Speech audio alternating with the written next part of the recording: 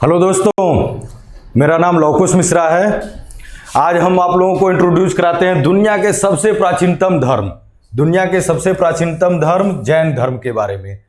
प्राचीनतम क्यों कह रहा हूं? प्राचीनतम इसलिए कह रहा हूं कि जैन धर्म का उल्लेख ऋग्वेद में भी मिलता है और इंडस वैली सिविलाइजेशन, सिंधु घाटी सभ्यता से जो अवशेष मिले हैं, जिससे यह पुष्टि होती है कि जैन धर्म का प्रचलन उस समय में भी था, जैन धर्म उस समय में भी था। तो इस तरह से हम कह सकते हैं कि जैन धर्म दुनिया का प्राचीनतम धर्म है। इसका उल्लेख ध्यान दीजिएगा, दो जगहों की मैं बात किया हूं। ऋग्वेद, वेदों में सबसे पुराना वेद ऋग्वेद, वहां भी इसका उल्लेख मिलता है। और सिंधु घाटी सभ्यता के जो अवशेष मिले हैं उसका अध्ययन करने पे भी हमें पता चलता है कि जैन धर्म उस समय में भी प्रचलन में था। ठीक है, आइए इसके बारे में फिर आगे और हम लोग डिस्कस करते हैं। जैन धर्म जो है वह संस्कृत के जिन शब्द से मिलकर के बना है। किससे मिलकर के बना है? जिन। जो यह जैन शब्द है, जैन वर्ड है, ठीक है, जैन वर्ड जो है वह संस्कृत के जिन शब्द से बना है। जिन का मतलब क्या होता है? जिन का मतलब होता है विजेता, विजेता, जितेंद्रिय।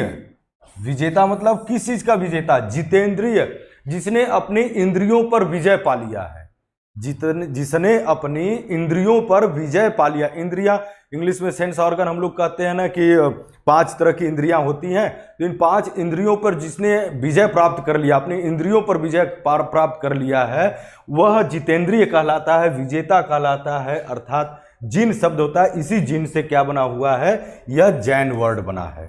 ठीक है, जो जैन महात्मा है, ध्यान दीजिएगा, जैन महात्मा है उनको निर्ग्रंथ कहा जाता है। क्या कहा जाता है? जैन महात्मा को निर्ग्रंथ कहा जाता है। निर्ग्रंथ का शाब्दिक अर्थ क्या है? निर्ग्रंथ का शाब्दिक अर्थ है बंधन रहित। बंधन रहित, ये बंधन किस चीज का बंधन? बंधन किसी भी प्रकार का बंधन नहीं, स्वतंत्र है। किस चीज से बंधन इनका नहीं है? सांसारिक मोह माया से इनका कोई बंधन नहीं है। संसार की जो मोह माया है, तृष्णा है, लोभ है, इन सब सारी चीजों से ये बंधन रहित हो जाते हैं या मुक्त हो जाते हैं। ठीक है, तो इन्हीं जैन महात्माओं को क्या कहते हैं? निर्ग्रंथ कहते हैं। और जो जैन संस्थापक हैं, जो जैन संस्थापक हैं, ठीक है, जैन संस्थापक को क्या कहते हैं? तीर्थंकर कहते हैं। क्या कहते हैं? तीर्थंकर कहते हैं। तो इस तरह से जैन धर्म में देखिए कुल 24 तीर्थंकर हुए हैं। कितने हुए हैं? 24 तीर्थंकर हुए हैं। और उसमें से पहले 22 की ऐतिहासिकता क्या है? संदिग्ध है। जिनमें प्रथम 22 की संदिग्धता, जो ऐतिहासिकता जो है, उनको ऐतिहासिक नहीं माना जाता है। केवल जो है 23वें और 24वें तीर्थंकर जो हैं, इन्हीं को ऐतिहासिक माना जाता है। बाकी की ऐतिहासिकता जो है, प्रथम 22 जो तीर्थंकर हैं इन 24 में से, उनकी ऐतिहासिकता को संदिग्ध माना जाता है। तो जैन धर्म के संस्थापक में जो जैन धर्म के 24 तीर्थंकर हुए हैं, तो 24 जो हुए हैं उनको तीर्थंकर कहते हैं। तीर्थंकर का अर्थ क्या हुआ?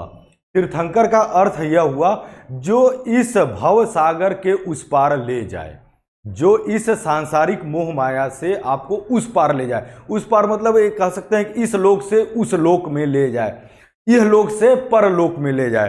तो यह लोक से परलोक में ले जाने का तात्पर्य यहाँ पे क्या है? तात्पर्य यह है कि जन्म और मृत्यु का जो बंधन है उससे मुक्त कराए। तो जो व्यक्ति जन्म और मृत्यु के बंधन से या जो जीवन और मरण का चक्र है उससे मुक्ति दिलाता है, उसे हम लोग क्या कहते हैं? तीर्थंकर। जो तीर्थ, इस तीर्थ से उस तरफ ले जाए, इस तीर्थ से उस तीर्थ की तरफ ले जाए, तीर्थंकर है। ठीक है, जैन धर्म में कुल 24 तीर्थंकर की मान्यता है। जैन धर्म में कुल 24 तीर्थंकरों की मान्यता है, जिसमें मैं बता रहा हूं कि प्रथम 22 जो तीर्थंकर हुए हैं उनकी ऐतिहासिकता संदिग्ध है। ऐतिहासिक तौर पे उनको इतिहास में जगह नहीं मिलता है। जगह इसलिए नहीं मिलता है क्योंकि इन लोगों के बारे में बहुत अधिक ऐतिहासिक साक्ष्य उपलब्ध नहीं है। और दूसरे, इन लोगों के बारे में जो वर्णन जैन ग्रंथों में किया गया है, इतना बढ़ा चढ़ा करके किया गया है कि वह लगता है कि वह कल्पना केवल है। ठीक है, वह वास्तविकता से परे है। जैसे पहले तीर्थंकर जो थे, 24 में से जैन धर्म के जो पहले तीर्थंकर थे, पहले तीर्थंकर मतलब संस्थापक वहीं रहे, वह थे ऋषभदेव थे। अब ऋषभदेव के बारे में कहा जाता है कि एग्जाम्पल के तौर पे कि उनकी आयु 84 लाख वर्ष थी। अब ये बुद्धि से परे चला जाता है। क्या होता है? बुद्धि से परे चला जाता है कि किसी व्यक्ति की आयु 84 लाख साल हो। यह ऐतिहासिक तौर पे या वैज्ञानिक तौर पे यह मान्य नहीं है कि किसी व्यक्ति की आयु जो है 84 लाख साल हो सकती है। दूसरे की इनकी कद काठी, ठीक है, कद काठी के बारे में क्या कि मान लीजिए एग्जाम्पल के तौर पे कहा जा रहा है कि 100 फीट के थे। अरे भाई 100 फीट का कोई इंसान कैसे हो सकता है? ऐसा तो कहीं इतिहास में जो ऐतिहासिक स्रोत है, हजारों लाखों साल का वैज्ञानिकों ने शोध किया है, उसमें कहीं ऐसा नहीं मिलता है कहीं पर भी कि कोई व्यक्ति जो है वह 100 फीट के उसकी लंबाई हो। तो इस तरह से ऐतिहासिक तौर पे यह चीज़ें जो हैं, प्रथम 22 तीर्थंकर के बारे में, उनकी आयु, उनकी कद काठी के बारे में जो वर्णन जैन ग्रंथों में किया गया है वह कल्पना से परे है। वह मतलब बिल्कुल लगता है कि बिल्कुल काल्पनिक है, ठीक है। लेकिन जैन ग्रंथों में 24 तीर्थंकरों की मान्यता है कि 24 तीर्थंकर हुए हैं जो कि कई लाखों सालों से होते चले आए हैं। जैसे ऋषभ, और हर तीर्थंकरों के बीच में पहले से दूसरे, दूसरे से तीसरे, तीसरे से चौथे, चौथे से पांचवें तीर्थंकरों के होने के बीच में उसमें भी हजारों सालों का गैप दिखाया गया है। हजारों सालों को गैप दिखाया गया है। ऋषभ देव हुए, उसके बाद दूसरे हुए तो उनके बीच हजारों साल का गैप है, फिर तीसरे हुए हजारों साल का गैप है। तो ये बहुत कल्पनातीत लगता है, बिल्कुल काल्पनिक लगता है। लेकिन जो 23वें तीर्थंकर थे और 24वें तीर्थंकर हैं, यह ऐतिहासिक हैं। इनका ऐतिहासिक साक्ष्य हमारे पास उपलब्ध है, ठीक है। आगे आइए और देखते हैं। प्रथम तीर्थंकर ऋषभ देव या आदिनाथ थे, जिनकी यह मूर्ति है, ठीक है। यह प्रथम तीर्थंकर जो थे, 24 बताया ना, 24 तीर्थंकर, तो 24 तीर्थंकर में पहले तीर्थंकर, तो पहले तीर्थंकर मतलब हम कह सकते हैं कि जैन धर्म के संस्थापक। तो जैन धर्म के संस्थापक कौन थे? वह ऋषभ देव थे, या इन्हीं को आदिनाथ भी कहा जाता है, ठीक है। ध्यान समझिएगा, प्रथम तीर्थंकर या जैन धर्म के संस्थापक। क्वेश्चन आता है जैन धर्म के संस्थापक, तो जैन धर्म के संस्थापक महावीर स्वामी नहीं थे। जैन धर्म के संस्थापक ऋषभ देव थे, उन्हीं को आदिनाथ भी कहा जाता है, या पहले तीर्थंकर थे, ठीक है। ऋषभ देव और अरिस्टिनेमी, ऋषभ देव और अरिस्टिनेमी, यह अरिस्टिनेमी 22वें तीर्थंकर थे। यही भी आपको अभी पहले बताया कि 1 से लेकर के 22 तक के जो तीर्थंकर हैं उनकी ऐतिहासिकता संदिग्ध है। तो पहले और 22वें तीर्थंकर जो है, पहले यह ऋषभ देव और 22वें यह अरिस्टिनेमी, इनके नामों का उल्लेख जो है वह ऋग्वेद में भी मिलता है। यह क्वेश्चन पूछता है, ठीक है, यह क्वेश्चन पूछता है कि ऋग्वेद में कौन से तीर्थंकर के नाम जो है वह का उल्लेख किया गया है। जैन धर्म में किन तीर्थंकरों के जैन तीर्थंकर के नाम का उल्लेख किया गया है? तो ऋग्वेद में इन 2 तीर्थंकरों के नाम का उल्लेख किया गया है, ऋषभ देव और अरिस्टिनेमी। ऋषभ देव जो है वह पहले तीर्थंकर या जैन धर्म के संस्थापक, और अरिस्टिनेमी 22वें तीर्थंकर थे, ठीक है। तो 22 की बता दिए कि भाई ये ऐतिहासिकता संदिग्ध है, ठीक है। 23वें तीर्थंकर जो थे वह पार्श्वनाथ थे, और 24वें और अंतिम तीर्थंकर जो है वह महावीर स्वामी थे। वह कौन थे? वह महावीर स्वामी थे। ध्यान दीजिएगा, 23वें तीर्थंकर पार्श्वनाथ हैं, ठीक है, इनका ऐतिहासिक साक्ष्य उपलब्ध है इनके बारे में। और 24वें और अंतिम, क्योंकि कुल 24 तीर्थंकरों की ही मान्यता है, 24वें और अंतिम तीर्थंकर महावीर स्वामी थे, ठीक है। तो आमतौर पे जो है महावीर स्वामी का नाम ज़्यादा प्रचलन में रहा है, इनके ऐतिहासिक साक्ष्य पूरे के पूरे उपलब्ध हैं। तो आम तरह से लोग जो है पढ़ते समय या ऐसे सुनते समय यह मान लेते हैं कि जैन धर्म के संस्थापक महावीर स्वामी ही थे, बट ऐसा नहीं है। जैन धर्म के संस्थापक पहले तीर्थंकर ऋषभ देव थे, महावीर स्वामी 24वें और अंतिम तीर्थंकर थे। लेकिन वास्तव में अगर देखा जाए तो जैन धर्म का प्रचार प्रसार या वास्तविक जैन धर्म जो प्रचलन में रहा, बाद के समय में रहा है, उसका पूरा प्रचार प्रसार या उसको वास्तविक रूप देने का काम जो है वह महावीर स्वामी ने किया था, ठीक है। पार्श्वनाथ के बारे में देख लेते हैं थोड़ा सा। ये पार्श्वनाथ जो है वह कौन से तीर्थंकर? वह जैन धर्म के 23वें तीर्थंकर है, जैन धर्म के 23वें तीर्थंकर है। पार्श्वनाथ का जो समय है वह महावीर स्वामी के जन्म के 250 साल 250 ईयर पहले का है, ठीक है। इनका टाइम पीरियड जो है वह 250 साल पहले माना जाता है कि महावीर स्वामी के जन्म के 250 साल पहले जो है पार्श्वनाथ का जन्म हुआ था। जैन धर्म के 23वें तीर्थंकर पार्श्वनाथ का जन्म हुआ था।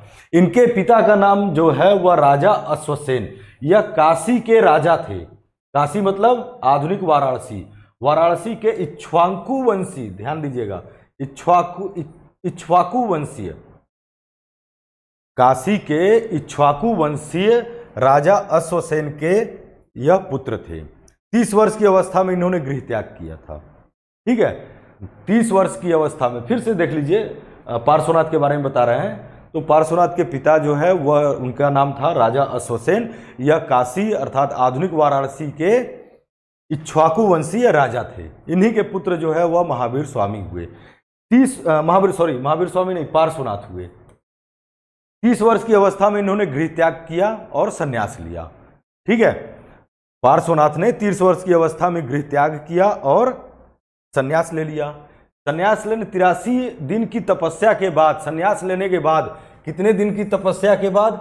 83 दिन कठोर तपस्या इन्होंने किया। 83 दिन की तपस्या के बाद सम्मेत पर्वत, कौन सा पर्वत, कौन सा माउंटेन? सम्मेत पर्वत, जो वर्तमान में झारखंड में पड़ता है। सम्मेत पर्वत पे इनको ज्ञान की प्राप्ति हुई। ठीक है, संन्यास ग्रहण करने के बाद 83 दिन उन्होंने कठिन तपस्या किया। पार्श्वनाथ ने कठिन तपस्या किया।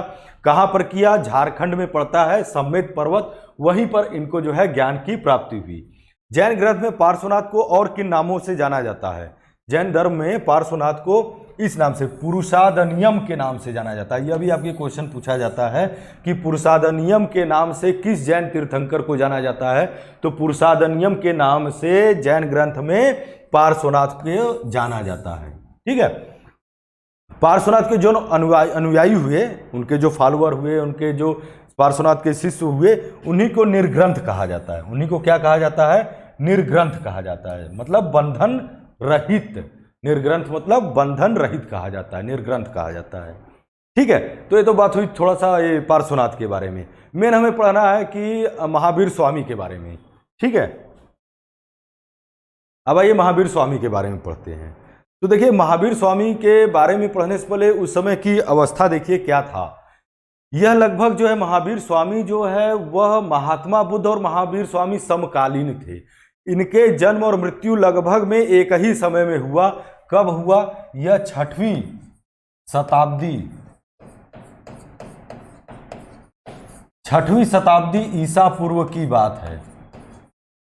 6वीं शताब्दी ईसा पूर्व में बहुत सारे जो है नए धर्म और नए संप्रदाय उदय हुए, जिसमें से मेन रूप से 2 थे, एक जैन धर्म और एक बौद्ध धर्म थे। और इनके द्वारा जो धार्मिक क्रांति हुई, उसने वह कब हुई? 6वीं शताब्दी ईसा पूर्व में हुई। तो इनके द्वारा जैन धर्म और बौद्ध धर्म ही ज़्यादा प्रचलन में रहा। इसके अलावा बहुत सारे संप्रदाय और धर्म आए, लेकिन वह समय के साथ खत्म हुए। जैन और बौद्ध धर्म का प्रभाव भारतीय उपमहाद्वीप के साथ साथ दुनिया के दूसरे देशों में भी यह समय के साथ बहुत फैला। जापान वगैरह तक देखिए, चाइना वगैरह तक, थाईलैंड वगैरह तक जो है आपको बौद्ध धर्म का प्रचार प्रसार मिल जाता है। जैन धर्म का प्रचार प्रसार उतना नहीं हुआ, लेकिन मूल रूप से जैन धर्म जो है वो भारत के उत्तर से लेकर दक्षिण तक, पूर्व से लेकर पश्चिम तक फैला हुआ है। हर जगह आपको जैन ऋषि या जैन मुनि मिल जाएंगे। तो यह 6वीं शताब्दी ईसा पूर्व में जो बदलाव हुए धार्मिक क्षेत्र में, सामाजिक क्षेत्र में, वह धार्मिक क्रांति के नाम से जाने जाते हैं, जिसमें मुख्यतः 2 धर्मों का बहुत बड़ा रोल रहा, एक जैन धर्म और एक बौद्ध धर्म। तो फिलहाल जैन धर्म और महावीर स्वामी के बारे में हम लोग पढ़ रहे हैं। देखिए, ऐसा हुआ क्यों? तो देखिए कि महावीर स्वामी या महात्मा बुद्ध से पहले का जो टाइम पीरियड है वह वैदिक युग रहा है। तो वैदिक युग में भी हम लोग जब पढ़ते हैं, खैर वैदिक युग अभी कोई लेक्चर मैंने बनाया नहीं है, वैदिक काल के बारे में भी हम आपको लेक्चर बना करके देंगे। तो वैदिक काल जो है वह 2 पार्ट में डिवाइड करके पढ़ते हैं, एक पूर्व वैदिक काल, एक उत्तर वैदिक काल। तो पूर्व वैदिक काल तो अपने मूल स्वरूप में रहा, लेकिन उत्तर वैदिक काल जैसे जैसे समय बीतता गया, तो उत्तर वैदिक काल आने पर क्या हुआ कि धार्मिक तौर पे बहुत सारी जटिलताएं चली आईं, बहुत सारे धार्मिक तौर पे बहुत सारे अंधविश्वास हो गए। यज्ञ और कर्मकांड में बढ़ोतरी हो गई, ब्राह्मणवाद अधिक बढ़ गया, ब्राह्मणवाद अधिक बढ़ गया, जिससे क्या हुआ, समाज में जो वास्तविक धर्म का महत्व होना चाहिए वह जो है कहीं ना कहीं पीछे छूटता चला गया। लोग अज्ञान और कह सकते हैं अंधविश्वास की तरफ बढ़ते चले गए। उसी समय में उत्तर वैदिक काल के समाप्ति के दौर में जब अंधविश्वास अधिक बढ़ गया, ब्राह्मणवाद अधिक, कर्मकांड अधिक बढ़ गए, जो जाति व्यवस्था थी जो कि पूर्व वैदिक काल में जन्म के आधार पे थी, वह कर्म के आधार, जो कर्म के आधार पे पूर्व वैदिक काल में थी, कर्म के आधार पे ब्राह्मण क्षत्रिय वैश्य शूद्र, वह कर्म के आधार पे उत्तर वैदिक काल तक आते आते क्या हुई, यह जन्म के आधार पे हो गई। ठीक है, तो सामाजिक व्यवस्था या धार्मिक व्यवस्था जो है वह पूरा का पूरा जो है वह भ्रष्ट हो चुका था।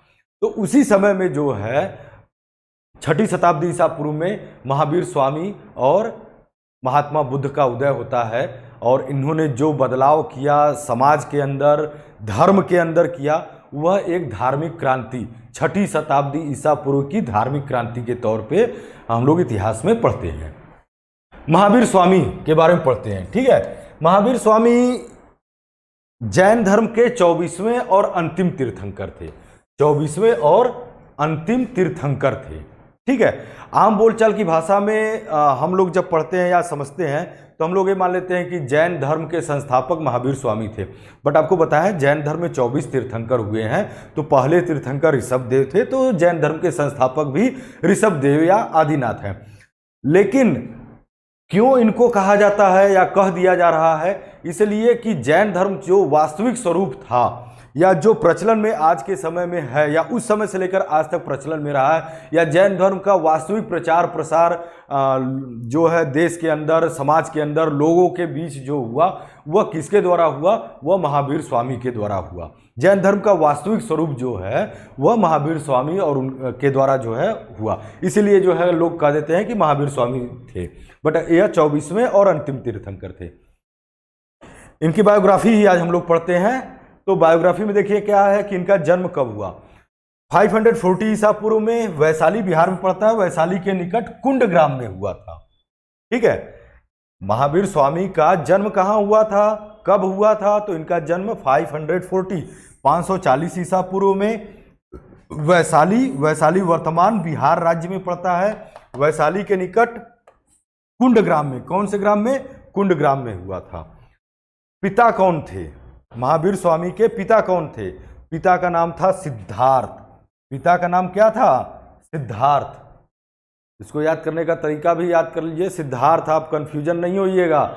महात्मा बुद्ध के बचपन का नाम सिद्धार्थ था, महात्मा बुद्ध के बचपन का नाम सिद्धार्थ था, लेकिन यहाँ पे महावीर स्वामी के पिता का नाम सिद्धार्थ है।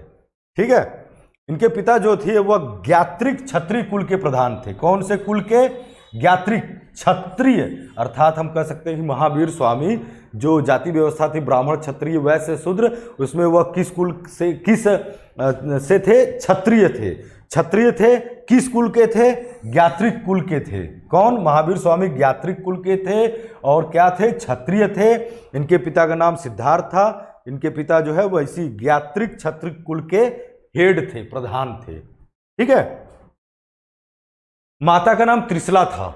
माता का नाम क्या था, त्रिशला, याद रखिएगा, माता का नाम त्रिशला था। इनकी माता जो थी वह लिच्छवी राजा चेटक की बहन थी, लिच्छवी। 16 महाजनपद, उस समय 6ठी शताब्दी ईसा पूर्व में 16 महाजनपदों का वर्णन मिलता है।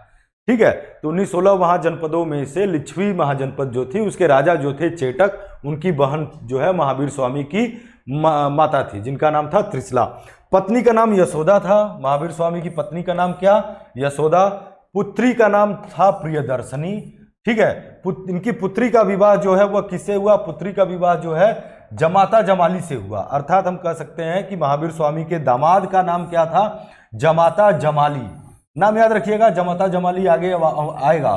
ठीक है, क्योंकि जमाता जमाली महावीर स्वामी का कौन था, दामाद था। पुत्री का नाम प्रियदर्शनी था। प्रियदर्शनी का विवाह जमाता जमाली से हुआ था। महावीर स्वामी के ज्ञान प्राप्त होने के बाद महावीर स्वामी का जो पहला शिष्य बना वह यही था। क्या, महावीर स्वामी का पहला शिष्य कौन बना, महावीर स्वामी का पहला शिष्य उनका दामाद जमाता जमाली ही बना था। खैर ये अभी आगे आएगा तो हम लोग पढ़ेंगे, ठीक है। इनके बचपन का नाम वर्धमान था। महावीर स्वामी के बचपन का नाम क्या था? वर्धमान था। मतलब महावीर स्वामी तो बाद में नाम पड़ा ना, बाद में और भी बहुत सारे नाम हुए इनके, ठीक है। लेकिन इनका वास्तविक नाम जो बचपन में इनके माता पिता सिद्धार्थ और त्रिशला ने रखा, उनका नाम क्या रखा था? वर्धमान रखा था। वर्धमान इसलिए भी रखा था कि 540 ईस्वी में जब इनका जन्म हुआ, जन्म के बाद इनके पिता जिस कुल के प्रधान थे, उस जहाँ तक इनका क्षेत्र था, उस वहाँ पे क्या हुआ? काफ़ी समृद्धि आई, काफ़ी समृद्धि आई। तो समृद्धि आने की वजह से इनका नाम जो है मान सम्मान बढ़ा, समृद्धि आई, तो क्या रख दिया गया? वर्धमान इनका नाम रख दिया गया, ठीक है। इनके बारे में और जानकारी देखिए। इन्होंने भी 30 वर्ष की अवस्था में संन्यास ग्रहण किया, ठीक है। महावीर स्वामी तो बाद में नाम पड़ा। वर्धमान ने भी 30 वर्ष की अवस्था में घर त्याग किया और संन्यास ग्रहण कर लिया, ठीक है। संन्यास ग्रहण करने के बाद इन्होंने काफी कठोर तपस्या किया, ठीक है, काफी कठोर तपस्या किया। जैन ग्रंथ आचारांग सूत्र, जैन धर्म में एक ग्रंथ है आचारांग सूत्र, जैन धर्म के आचारांग सूत्र जो किताब है जैन धर्म का, इस किताब में उनकी कठोर तपस्या का वर्णन मिला है। लगभग 12 सालों तक इन्होंने कठोर तपस्या किया, और इस कठोर तपस्या का वर्णन हमें कहाँ मिलता है? वह जैन ग्रंथ आचारांग सूत्र में मिलता है। कितने वर्ष तक इन्होंने कठोर परिश्रम किया? 12 वर्ष की कठोर तपस्या किया। कितने वर्ष की? 12 वर्ष की कठोर तपस्या किया। 12 वर्ष की कठोर तपस्या के बाद वैशाख महीने के 10वें दिन, वैशाख हिंदी महीना होता है ना, वैशाख जेठ आषाढ़ सावन भादो, तो वैशाख मास के 10वें दिन जम्भृक गांव, कौन सी गांव? जिम्भृक ग्राम। ये जिम्भृक ग्राम अगर खोजेंगे तो कहाँ है भाई? इंडिया के मैप में कहाँ है? तो आप कहाँ? जिला मुजफ्फरपुर बिहार, जिला मुजफ्फरपुर बिहार। वर्तमान में अगर यह जिम्भृक ग्राम जहाँ उनको ज्ञान की प्राप्ति हुई, वह स्थान कहाँ पे है? वर्तमान में बिहार राज्य के मुजफ्फरपुर जिला में पड़ता है। तो जिम्भृक ग्राम के निकट, जिम्भृक ग्राम के पास ऋजुपालिका नदी के तट पर एक साल वृक्ष के नीचे इन्हें कैवल्य अर्थात ज्ञान की प्राप्ति हुई। कैवल्य वर्ड आता है जैन धर्म में, ज्ञान प्राप्ति को क्या कहा जाता है? कैवल्य। कैवल्य का मतलब क्या होता है? कैवल्य का मतलब होता है कंप्लीट नॉलेज, पूर्ण या संपूर्ण ज्ञान। कैवल्य का मतलब यहाँ पे जैसे ज्ञान है, तो ज्ञान का मतलब ये नहीं कि लिखना पढ़ना आ गया, साक्षर हो गए तो ज्ञानी हो गए, नहीं। कैवल्य का अर्थ होता है संपूर्ण ज्ञान। तो संपूर्ण ज्ञान जिसे प्राप्त हो गया, वह कहते हैं जैन धर्म में उस वर्ड को क्या कहते हैं? कैवल्य की प्राप्ति, ज्ञान की प्राप्ति।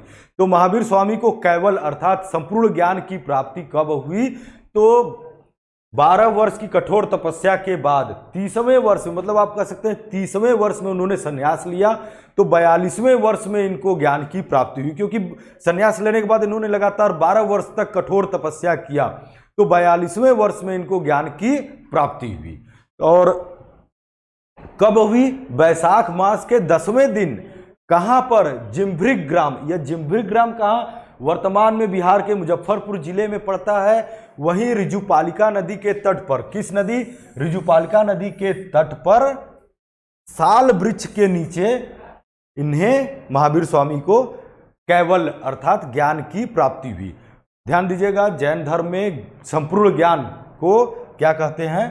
कैवल्य वर्ड आता है। कैवल्य अर्थात ज्ञान प्राप्त हुआ, ठीक है। ज्ञान प्राप्त होने के बाद यह केवलिन कहलाए। केवलिन मतलब कैवल्य की प्राप्ति, जिसे ज्ञान प्राप्त हो जाए। केवलिन, ये आपको बताया ना, कैवल्य से, अच्छा, वर्धमान से, अब यह वर्धमान से नाम बदल गया, कई नामों से महावीर स्वामी जो है वह महावीर कहलाए, केवलिन कहलाए, जिन कहलाए, अरहत कहलाए, निर्ग्रंथ कहलाए, कई नामों से इनको जाना गया। तो वर्धमान का नाम एक क्या हो गया? ज्ञान प्राप्ति के बाद केवलिन। कैवल्य वर्ड से बना है। केवल मतलब जिसे संपूर्ण ज्ञान प्राप्त हो जाए, तो कैवल्य से ही यह केवलिन वर्ड बना है। जिन मतलब विजेता, जिन मतलब विजेता। इन्होंने विजय प्राप्त कर लिया, अपनी इंद्रियों पर विजय प्राप्त कर लिया, ठीक है, जितेंद्रिय हो गए। जिन जिन से ही यहां पे आपको शुरू में बताए थे जितेंद्रिय, जितेंद्रिय, जिन से जितेंद्रिय, ठीक है। जिन कहलाए, जिन, जिन से ही जैन शब्द बना है, ये भी बताया आपको। जिन, जितेंद्रिय, जितेंद्र, जिन्होंने अपनी इंद्रियों पर विजय प्राप्त कर लिया हो, विजेता हो गए, ठीक है। अरहत, अरहत मतलब योग्य, योग्य या यहाँ पे कहीं कहीं ना कुछ किताबों में पूज्य भी मिलता है। अरहत, अरहत मतलब योग्य, ठीक है, या कहीं कहीं यह अरहत का मीनिंग जो है पूज्य मिलता है, अरहत कहलाए। तथा निर्ग्रंथ, निर्ग्रंथ मतलब बंधन रहित, सांसारिक मोह माया, तृष्णा, लोभ, इन सब सारी चीजें जो संसार की मोह माया जिससे हम सारे मनुष्य जकड़े रहते हैं, तो इन सब से जो है वह मुक्त हो गए, बंधन रहित हो गए। तो क्या क्या कहलाए? केवलिन कहलाए, जिन कहलाए, अरहत कहलाए, निर्ग्रंथ कहलाए, ठीक है। इसके अलावा ये जो है महावीर भी कहलाए। क्या कहलाए? महावीर। महावीर मतलब महान वीर, यह महावीर वर्ड हनुमान जी के लिए भी आता है, महान वीर थे, ठीक है, महान पराक्रमी थे, हनुमान जी के लिए भी महावीर वर्ड आता है। बट यहाँ पे महावीर स्वामी कहलाए, जो है महावीर कहलाए। क्यों कहलाए? अपनी साधना में 12 वर्ष तक, बताया 12 वर्ष तक कठोर तपस्या किया और अपनी साधना में अटल रहने और अतुल पराक्रम, 12 साल तक कठोर तपस्या करना किसी के बस की बात है? 4-6 दिन करने के बाद हम लोग आलस करने लगते हैं। बाबा रामदेव कहते हैं कि योगा करो, 4 दिन करेंगे, 6 दिन करेंगे, उसके बाद आलस आने लगेगा।